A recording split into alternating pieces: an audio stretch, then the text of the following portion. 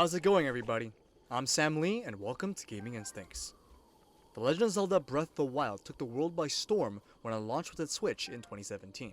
Breaking away from the traditional linear dungeon hopping adventure, Breath of the Wild gave players unparalleled freedom and verticality for a Zelda game. Many have since touted Breath of the Wild as one of the best Zelda games in the franchise's history. In all honesty, they can't be blamed for thinking that. Breath of the Wild looks great, plays fantastically, and gives players so many different approaches to its gameplay.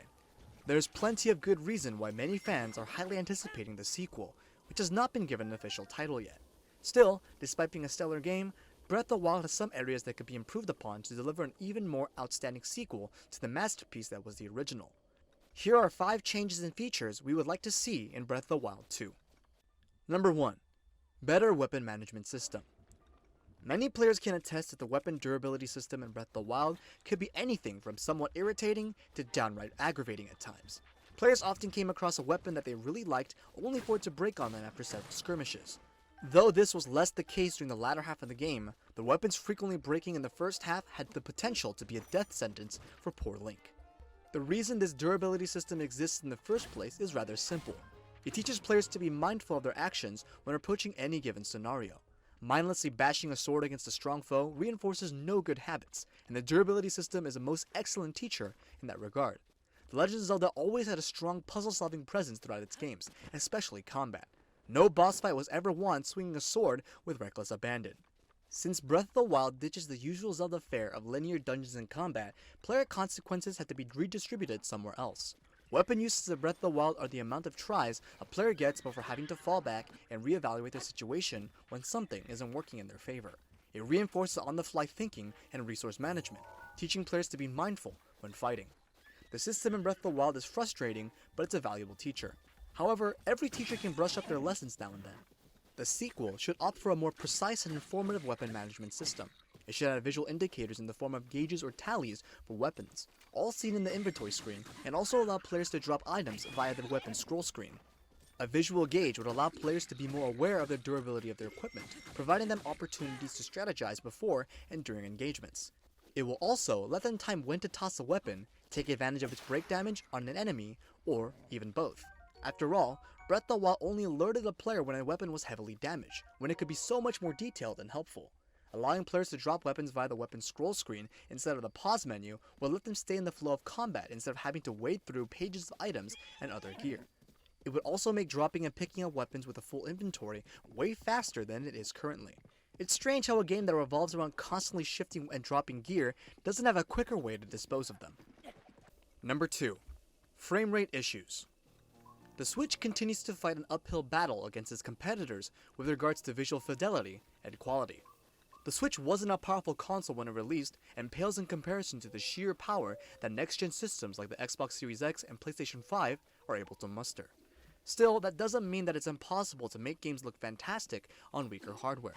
Studios like Naughty Dog and Sucker Punch delivered visually amazing games that look fantastic on even the base PS4. It goes to show that a studio can master their use of hardware and make it deliver a fully optimized experience with enough time and work put into it. In general, Breath of the Wild looks great and plays well on the Switch, but there are many instances when the game drops in frame rate, hiccups, or lags on a player. Though it may be a minor annoyance when nothing important is happening on screen, it can cause a non-player misstep and be immersion breaking when the player is in the middle of combat. Not unlike other Switch games, these issues normally occur in areas with dense foliage, particle effects, and entities. With several years of experience under its belt, the sequel's development team can take all the lessons it learned from its first experience with the Switch and create a far more optimal experience. Given the rumors of the Switch Pro floating around, it may well become the most visually impressive Zelda game to date. Number 3. Multiple save files. Zelda games never truly had an autosave function before Breath of the Wild, as saving progression was totally dependent on player judgment and common sense. The game's autosave function was an anti-frustration measure to ensure that little progress is lost should a player happen to suffer an unfortunate fate. For new and early game players who saw the game over screen often, this feature was a godsend and a good reminder to save vigilantly. What Breath of the Wild save feature skimps out on are multiple save files. Almost every single past Zelda title let players have multiple save files on hand. It allowed players to hold on to crucial game moments that they wanted to replay via save or 100% a completed game file to mess around with in the future. Breath of the Wild offers a bunch of autosaves, but only one measly personal save file. Players can't start a new adventure without saving over their current progress, nor can they keep a save file of a memorable moment they want to revisit. All the more shameful, given that Breath of the Wild is chock full of them. At present, the only way to bypass the save file limitation is to create an entirely new profile on one Switch, which in itself isn't a big hassle. However, this creates a completely new game profile that carries over none of the progress a player may have on their original file, preventing them from replaying favorite parts of the game without beating the game up to that point. The Breath of the Wild sequel should go back to the olden days of simply providing players with multiple save files from the start. If nothing else, it will be less of a hassle and far more convenient than the current arrangement. Number 4. Glamour Gear System. The amount of outfit options and customization in Breath of the Wild was breathtaking, with Link able to look like a knight, a ninja, or even something more eyebrow-raising. It lets players play out various types of fantasies, builds, and strategies that no previous Zelda title could provide. Never before could the player face off the Demon King Ganon himself as Link stands proudly wearing nothing but his boxers. However, with the way outfit gear operated in Breath of the Wild, every single piece of clothing was tied to a defensive stat or passive bonus inherent to the clothing in question. Players may want to look fabulous at all times, but if that comes at a hefty cost to their defenses, it may persuade them otherwise. Breath of the Wild gives players so many options, yet nudges them to select the most optimal gear because of the game's nature. To alleviate this predicament, the sequel should come with a Glamour Gear system akin to how Final Fantasy XIV handles its clothing items and gear. Using an item or other in-game feature, players will be able to don any outfit in their inventory without the cost of lost stats to do so. This feature would be a wholly cosmetic change to retain game balance, but it would still let players deck themselves out however they wish without hampering their overall game experience. And finally, number 5, controller remapping. Anyone who owns multiple consoles knows the initial discomfort of easing back into using a given controller after playing with another console's control scheme for a while. Muscle memory is a huge part of gaming and can often lead to frustrating or hilarious mistakes when playing. Many modern games give players the freedom to change up their control scheme so as to better cater to their style. For big open-world adventures that involve a lot of gear, knowing where the buttons are and what they do are crucial to success. Optimizing controller layouts to better fit one's playstyle often leads to the best play experience possible. Breath of the Wild, for all its steps in the right direction, stumbles here. All command inputs are locked in and cannot be changed at all, which is ironic given the level of customization that the game provides on every other front.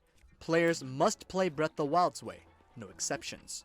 With enough practice and muscle repetition, players will get the hang of almost any game, but it can be a real hassle.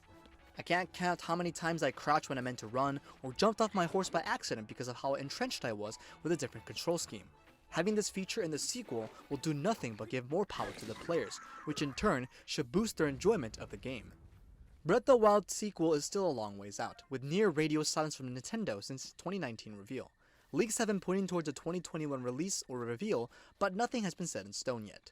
Until that day comes, here's hoping that this next game will be even better than its predecessor. This has been Gaming Instincts. If you want to see the full article, it's in the description down below, and if you want to check out other awesome articles, go to our website at gaminginstincts.com. Do not forget to subscribe to our newsletter so you can catch up on gaming news, and of course, do not forget to subscribe to our YouTube channel and turn on those notifications so you won't miss a thing on our latest videos. So tell us guys, what are some features you want added or maybe changed in the Breath of the Wild sequel? Let us know your thoughts in the comments below. Thanks for watching. This has been Sam Lee, and we'll catch you next time.